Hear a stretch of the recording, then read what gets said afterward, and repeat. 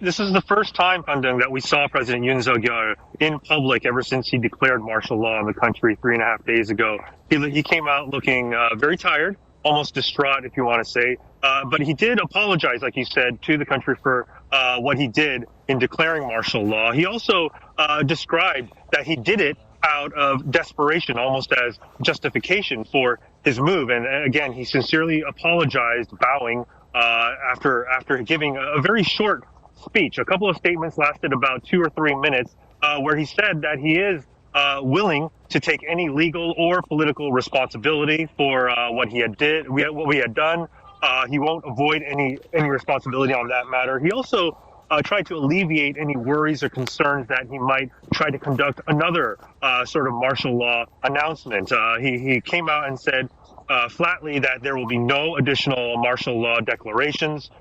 And he mentioned that moving forward, he would like to transfer the duties of operating the country and carrying out his policies along with his party, almost trying to say that he will work in conjunction, and in a way trying to alleviate and really stay on in his position. No any indication of resigning or stepping down from his post, which some people may have speculated about. But it was a very short speech, and what analysts are already saying is that it's probably not enough to continue with that impeachment vote that's slated for later this afternoon. So let's turn to that upcoming impeachment vote in the parliament coming up later on Saturday, as you just mentioned. Tell us more about that procedure.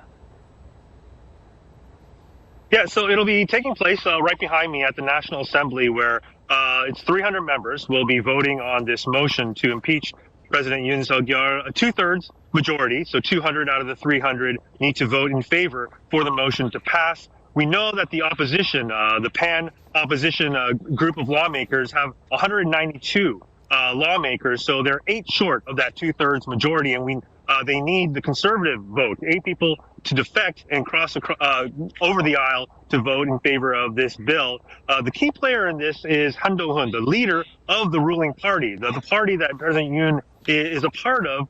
They've had a public spat over the past several weeks and months in terms of conflicting policies, but Han Dong-hun, he's the ruling party chief, has come out and said that President Yoon needs to be stripped of his presidential powers. He has not explicitly said that he needs to be impeached, but you can imply from his motives that he may be leaning towards voting in favor of the motion. But authorities here are expecting thousands to gather here alone, awaiting that decision of that vote.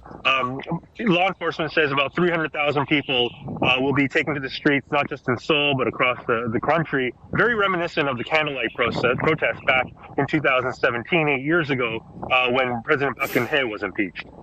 So, Shane, tell us more about the reactions from the people you're seeing to the president's latest speech, and the event of the last 4 days. Yeah, we know that President Yoon's approval ratings have hit probably a record low at this point during his term, 13%. And this is the first poll that came out following his announcement or decree of martial law. It's been hovering in the 20% range, give or take a couple of points for the past couple of months now. We know that he's had trouble pushing forward through with his policies, of course, dealing with an opposition-led National Assembly. But the general mood here, especially with the people gathered here, is a lot of people anticipating this motion to go through. Of course, it's not a done deal for reasons stated previously. There's also other supporters of President Yoon holding another rally in the center of the city. But we heard Han Dong-hun actually speak right after the president gave his address, and again saying this morning that it's impossible for him to carry out his duties in a normal way. We also heard the opposition chief, Lee Jae-myung, give a press conference, and he also echoed Han Dong-hun's sentiments that they would like to see President Yoon, for that matter, step down from his position. But again, nothing's a done deal. We'll have to wait and see when that vote occurs here at 5 p.m. local. Originally, it was set for 7 p.m., but they pushed that forward so that the vote can be carried out very, very quickly. Thank you very much. Our correspondent Shane Harm in Seoul.